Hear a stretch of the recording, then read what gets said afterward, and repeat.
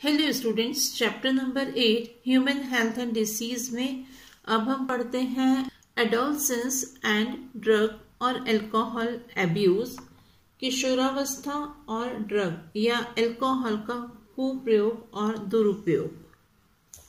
Adolescence means both a period or a process during which a child becomes mature in terms of his or her attitudes and beliefs for effective participation in society.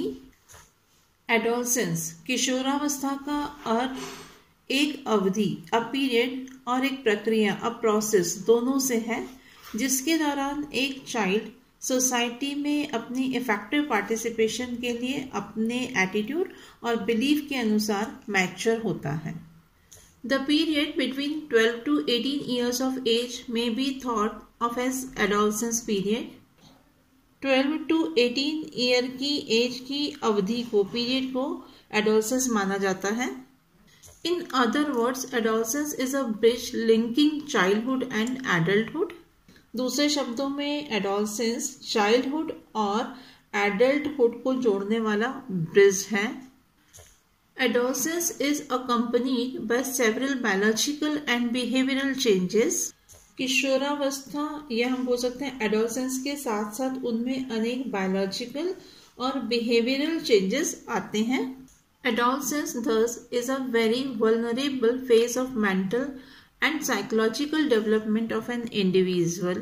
इस प्रकार किशोरावस्था adolescence किसी भी person का mental, मानसिक और psychological, मनोवैज्ञानिक विकास का बहुत ही नाजुक समय होता है।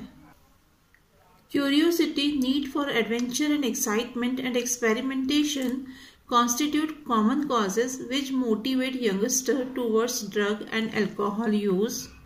जिज्ञासा, जोखिम उठाने और उत्तेजना के प्रति आकर्षण और प्रयोग करने की इच्छा ऐसे सामान्य कारण हैं किशोरों को या यंगस्टर को ड्रग तथा अल्कोहल के लिए मोटिवेट करते हैं। A child's natural curiosity motivates him or her to experiment. किसी भी बच्चे के अंदर एक नेचुरल क्यूरियोसिटी होती है, जिज्ञासा होती है कि यही जिज्ञासा उसे एक्सपेरिमेंट करने के लिए मोटिवेट करती है। This is complicated further by effects that might be perceived as benefits of alcohol और ड्रग यूज। ड्रग और अल्कोहल के प्रभाव को, उसके इफेक्ट को फायदे के रूप में, बेनिफिट के रूप में देखने से समस्या और भी कॉम्प्लिकेटेड हो जाती है, जटिल हो जाती है। Thus, the first use of drugs or alcohol may be out of curiosity or experimentation, but later the child starts using these to escape facing problems. इस प्रकार ड्रग या अल्कोहल का पहली बार सेवन जिज्ञासा या प्रयोग करने के कारण हो सकता है, लेकिन बाद में बच्चा इनका उपयोग समस्याओं का सामना करने से बचने के लिए करने लगता है।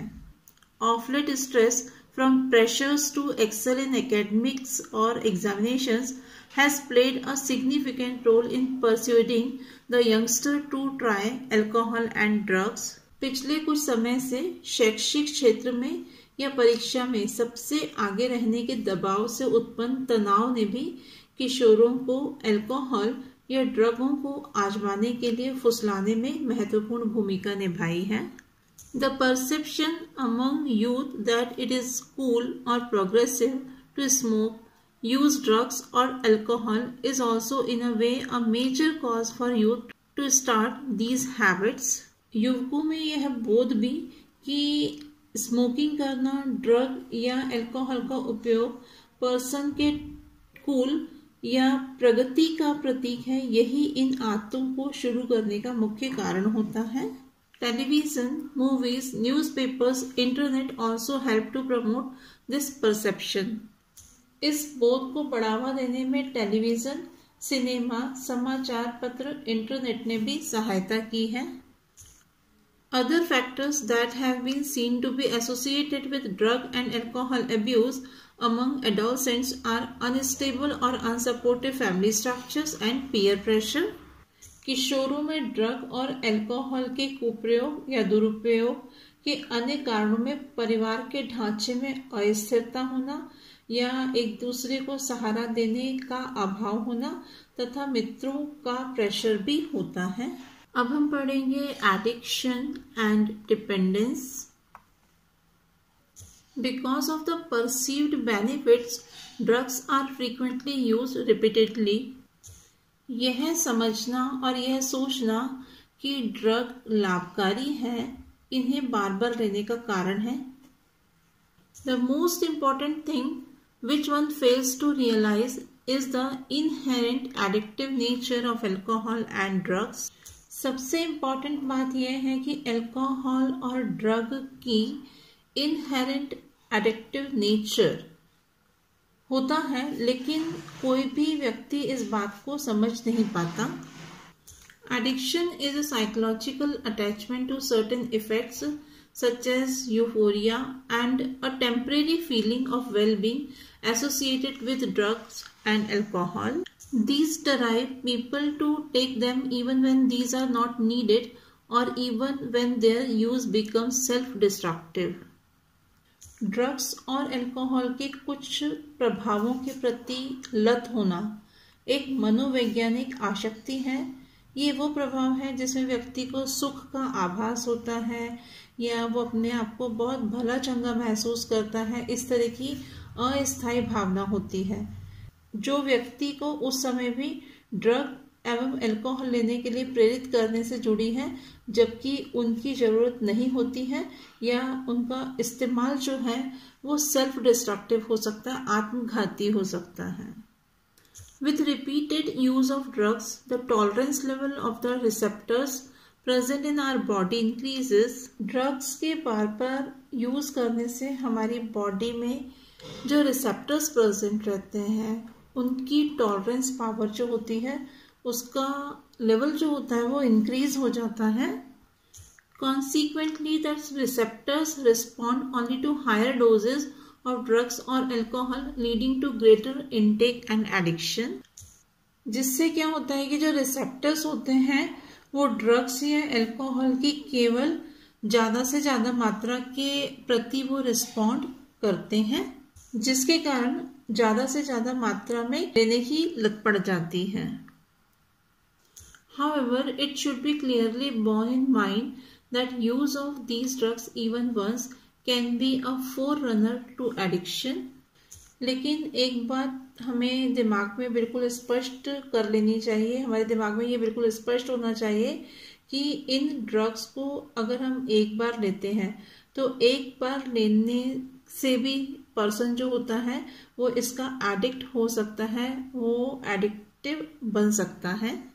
Thus, the addictive potential of drugs and alcohol pull the user into a vicious circle leading to their regular use from which he or she may not be able to get out. इस प्रकार drug और alcohol के जो addictive potentials जो होते हैं उन्हें इस्तेमाल करने वाले या कोई भी करने वाली पर्सन जो भी है, करने वाला है या करने वाली है, को एक विशियस सर्कल या हम बोल सकते हैं दोषपूर्ण चक्र में घसीट लेते हैं, जिससे उनका जो नियमित सेवन होता है, रेगुलर वो ड्रिंक करते हैं या अल्कोहल लेते हैं, वो नियमित सेवन करने लगते हैं। In the absence of any guidance or counseling, the person gets addicted and becomes dependent on their use. किसी भी मार्गदर्शन या परामर्श के अभाव में व्यक्ति जो रहता है उसको इस चीज की लत पड़ जाती है, वो एडिक्टेड हो जाता है और उनके ऊपर आश्रित होने लगता है, उनके ऊपर डिपेंड होने लगता है। Dependence is the tendency of the body to manifest a characteristic and unpleasant withdrawal syndrome if regular dose of drugs or alcohol is abruptly discontinued. Dependence body की टेंडेंसी है जो ड्रग या अल्कोहल की नियमित मात्रा जो रेगुलर लेता है पर्सन, अगर उसकी रेगुलर नहीं लिया जाता है या हम बोल सकते हैं कि उसकी नियमित मात्रा अचानक बंद कर दिए जाने पर वो अनप्लीजेंट सिंड्रोम के फॉर्म में व्यक्त होता है। This is characterised by anxiety, shakiness, nausea and sweating which may be relieved when use is resumed again. इसकी कैरेक्टरिस्टिक्स हैं एंजाइटी चिंता, शेकीनेस कंपन होना, नोजिया मिचली आना एंड स्वेटिंग पसीना आना, which may be relieved when use is resumed again, जिनसे ड्रग और अल्कोहल का इस्तेमाल फिर से चालू कर दिए जाने पर छुटकारा मिल जाता है। In some cases, withdrawal symptoms can be severe and even life-threatening, and the person may need medical supervision. कुछ केसेस में जो withdrawal symptoms होते हैं ये बहुत गंभीर हो जाते हैं और जीवन के लिए खतरनाक भी होते हैं और पर्सन को मेडिकल देखरेख या मेडिकल सुपरविजन की जरूरत भी पड़ सकती है। Dependence leads the patient to ignore all social norms in order to get sufficient funds to satiate his or her needs. These result in many social adjustment problems. निर्भरता के कारण, डिपेंडेंस के कारण जो पेशेंट रहता है वो अपनी आवश्यकताओं की पूर्ति के लिए, पर्याप्त धन पाने के लिए तमाम सामाजिक मानदंडों को ताक पर रख देता है। सारे वो सोशल नॉर्म्स को क्या करता है, इग्नोर कर देता है ताकि उसको सफिशिएंट फंड मिल सके, पैसा मिल सके। इससे बहुत सारी सोशल एडजस्टमेंट प्रॉब्लम्स जो होती हैं वो क्रिएट हो सकती हैं या उत्पन्न हो सकती हैं। नेक्स्ट क्लास में हम इसी चैप्टर को कंटिन्यू करेंगे। Thank you.